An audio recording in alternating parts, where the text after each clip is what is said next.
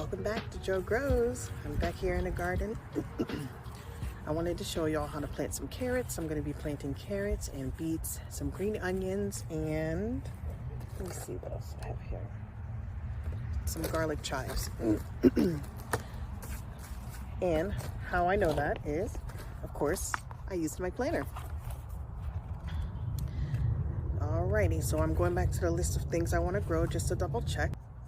And some of the things that I do want to grow, I've already started seed for, but they're not ready to come out into the garden just yet because it is still pretty cold here, even though we're in Central Florida.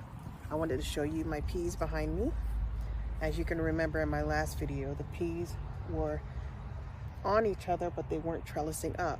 And as you can see, I added some more trellising for it, and now they're finding their way and they're climbing on their own. So all you have to do is provide some trellising for the peas to climb up and you'll be good to go.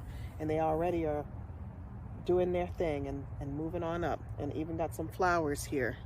I'm going to be putting carrots and beets in this empty spot. I'm going to put more things in, but I'm going to add the other plants that I started from seed later on in the spring. So I'm going to leave some of this open. When you're planting carrots, you're going to need cardboard to cover the seeds and keep them wet. So with my cardboard, I like to write what kind I planted so that I know which side they're on. So I'll plant Danvers. I think that's backwards. It's pretty full, but I want to add some worm castings in because they put a lot of nutrients back in the soil. I'm going to add a little of the fertilizer I showed you last time, perlite, and vermiculite. So those are the things I'm going to add to the soil just to kind of give it a little refresh. I also like to add some old dirt or compost as well, but I am in a rush because I'm losing daylight, so it's just going to have to wait. And I will show you how I make it in one of my next videos. But here in Florida, I'm zone 10A, Central Florida. We have pretty sandy soil, so I'm actually trying to build the soil up to not be so sandy. So that's why you'll see in my beds I have some straw or hay, garden straw, to kind of break down, because that will turn into soil as well. Alright, so if we're looking at my planner, I've already wrote where I want the bok choy and the carrots and the green onions. So I'm going to do the bok choy next to the cabbage, green onion up top, and carrots down here, and beets up next to the other cabbage. And the reason that I did that is I actually am utilizing companion planting. So the bok choy and cabbage, the beets and cabbage, they like being next to each other. And the carrots and bok choy like to be next to each other. Green onions give a pungent smell, so they can kind of confuse some pests, and pests don't like to go near onion type smells. So this is why I'm placing them where I am placing them. And that is what I'm doing today. Okay, so next to my cabbage, as you can see, right, look at this. This is very sandy, but it is full of nutrients. It's dry, so I'm definitely going to wet it, okay? But I'm going to add the worm castings in, and you're going to be able to see a difference. But carrots actually love sandy soil like that.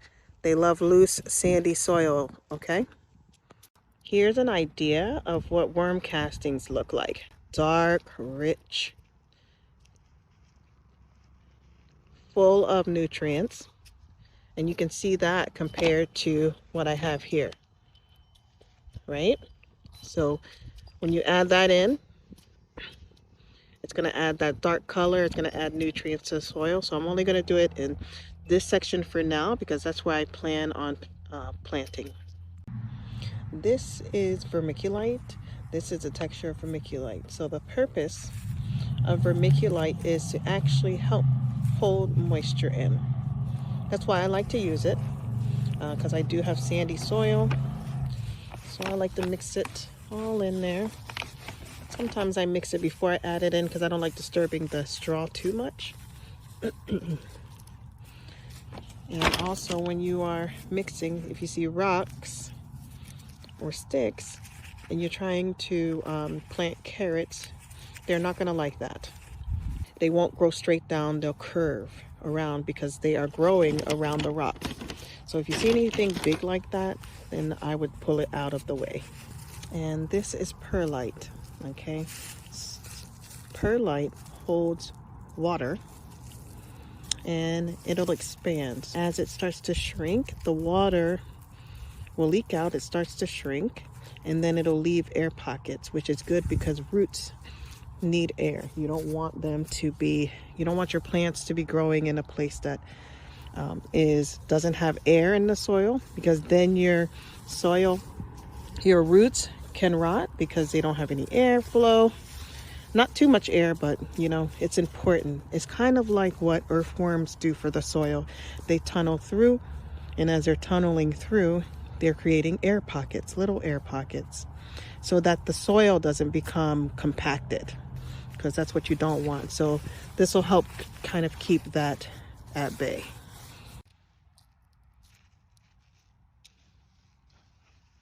I'm adding a little bit of fertilizer in there. Before you plant anything, you want to wet your soil. Get it nice and wet.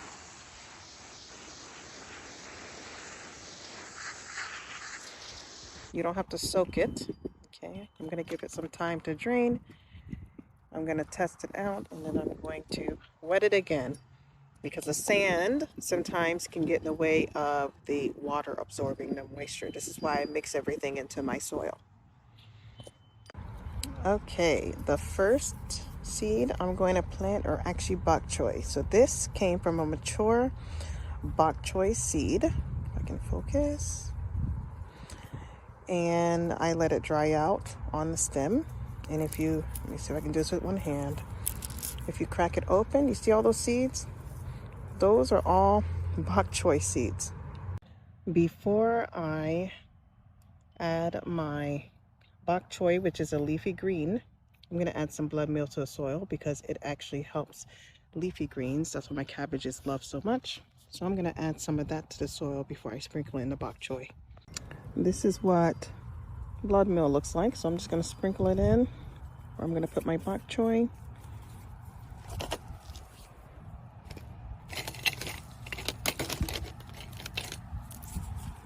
And then here, whoops, see if I can do it. There's my bok choy. I'm gonna literally sprinkle them in.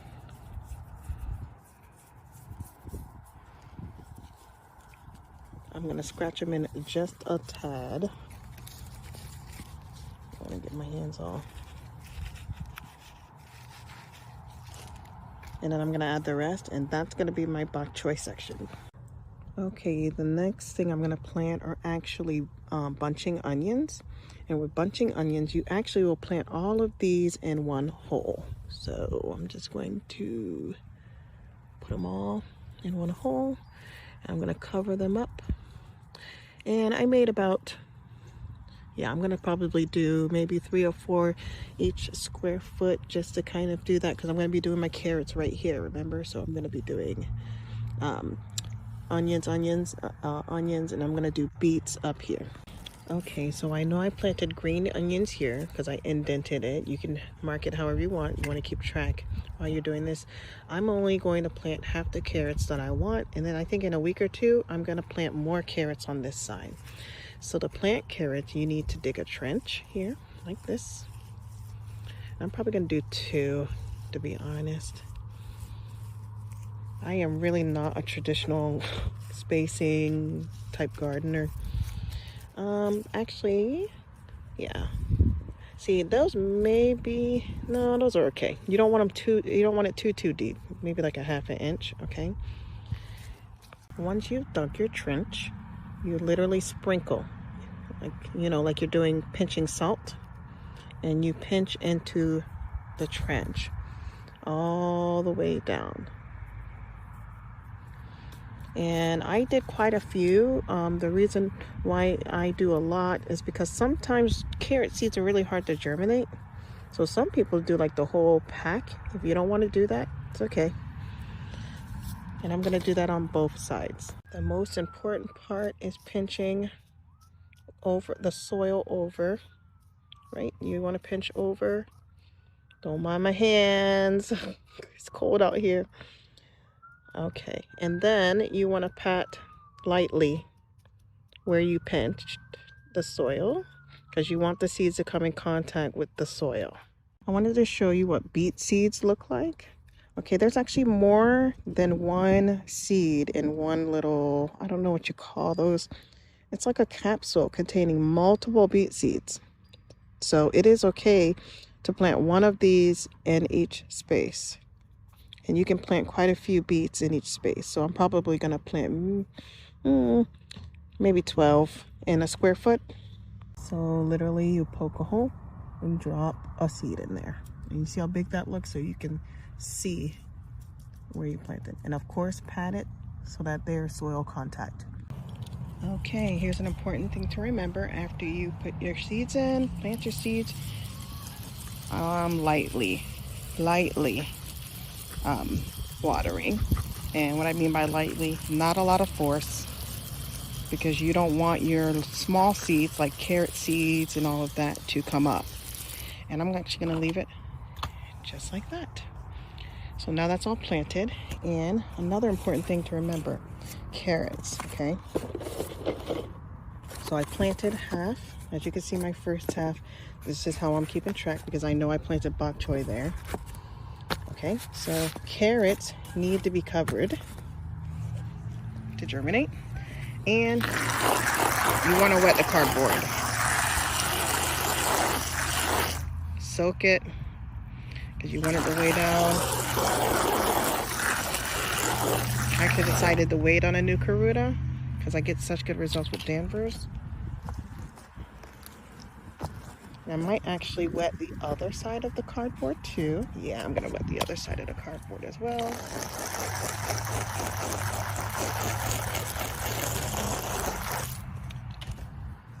And I'm just going to leave it just like that. I don't know why, but carrots like weight. They like something covering them after they're planted. And then when you see them pop up, then you will remove it. But I will check on it every day. All right, that is what I am doing in my garden today. I will probably come out in a couple more days to do some more. But this is literally how I do it. I succession plant, which means planting a little bit at a time and maybe waiting a week or two, and then you can plant some more. That way you can have a continual harvest. That's called succession planting.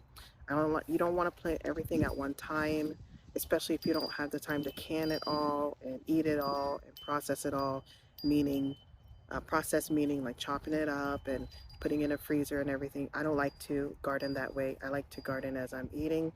I like to come out and pick while I'm cooking. You know, I don't like to rush. It's relaxing to me, so this is kind of how I do it. In addition, with this grow along with me, I am actually going to put a list right here of plants that you can grow still now in the month of January. I will be doing a grow along list for you every single month. You can also find it in the planner if you decide to do that. Please drop a comment as to what you are planting in your garden right now in January, or if you're not, then let me know that as well. I'm here to help, and I'm hoping that for my newbie gardeners and some experienced gardeners that I will be able to bring some ease to gardening for you, because I know gardening can be overwhelming. And as you can see, this is literally what I do, and I've been out here maybe, believe it or not, probably 30 or 40 minutes. That's it, and that's because I'm planting something. But if I'm coming out here just to check on the garden after I've planted, I'm probably out here 10 minutes. That's it. That's it. So you can do this. Don't forget to leave that comment. See you next time.